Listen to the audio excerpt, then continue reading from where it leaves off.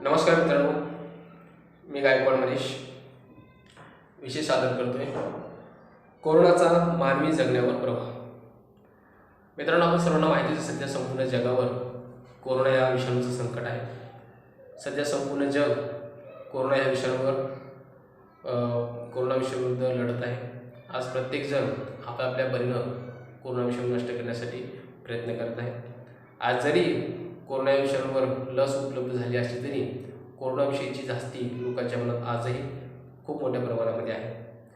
Corona विषाणू बाधित असलेला रुग्ण सर्वप्रथम आढळला तो म्हणजे चीन या देशामध्ये.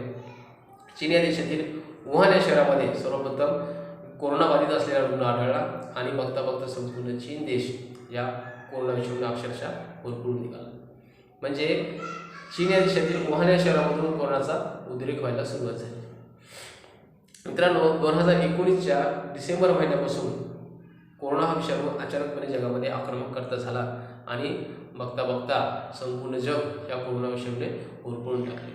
2019च्या डिसेंबर महिन्यापासून आक्रमक झालेल्या ह्या विषाणूने जगभर अस्थिरता, असुरक्षितता, चिंता, भीती व मृत्यू याचं थैमान घालायला सुरुवात केली आणि या मृत्यूच्या भीषण छायेखाली जगातील जवळजवळ 180 देश अक्षरशः होरपळून निघाले.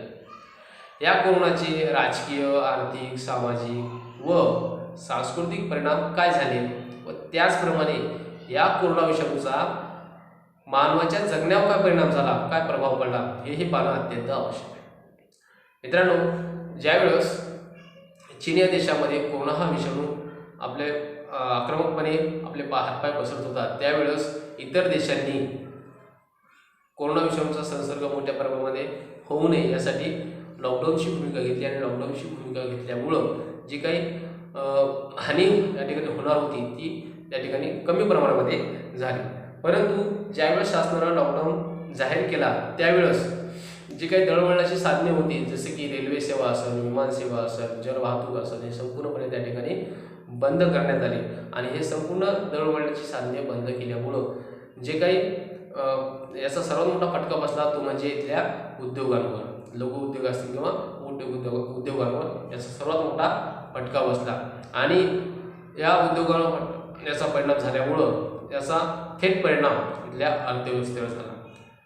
कारण शासनाला जो काही या दळणवळणाच्या साधनामधून असेल किंवा जो काही उद्योगांकडून येणारा कर होता तो कर येणं त्या ठिकाणी बंद झाला आणि बंद झाल्यामुळं शासनाची जी काही अर्थव्यवस्था होती त्या ठिकाणी ढासळून गेली. अर्थव्यवस्था ढासळल्यामुळं जे काही शासनाचे काही कर्मचारी होते अशा कर्मचाऱ्यांचा पगार देणं सुद्धा शासनाला अवघड झालं आणि अवघड झाल्यामुळं अनेक कर्मचाऱ्यांचे जे काही रोजगार होता त्या ठिकाणी त्याच्या हातून आपला स्वतःचा रोजगार निघून गेला आणि कर्मचारी त्या ठिकाणी बेरोजगार झाले. सर्वात मोठा फटका बसला तो म्हणजे अर्थव्यवस्थेला. याचा थेट परिणाम मानवाच्या जगण्यावर झाला.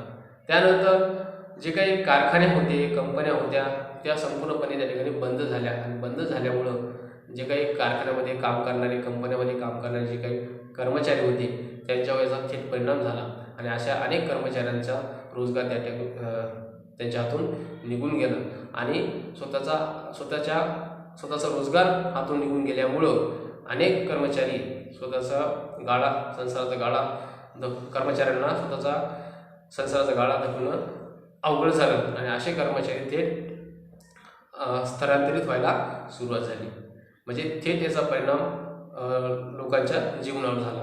त्यानंतर जे काही खेड्याकडून शहरामध्ये कामासाठी आलेले लोक होते व हातावर पोट असलेले लोक होते अशा लोकांनी सुद्धा खूप मोठ्या प्रमाणामध्ये त्या ठिकाणी हाल झाले.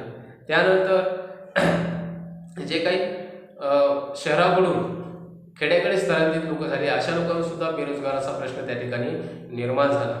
त्यानंतर खूप मोठ्या प्रमाणावर नातेसंबंधावर सुद्धा त्याचा खूप मोठ्या प्रमाणावर परिणाम झाला.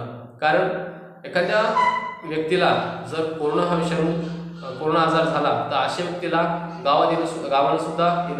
गावामध्ये येण्याची सुद्धा बंदी घातली. अशामुळं या कोरोना विषाणूचा नातेसंबंधावर सुद्धा खूप मोठ्या प्रमाणावर परिणाम झाला.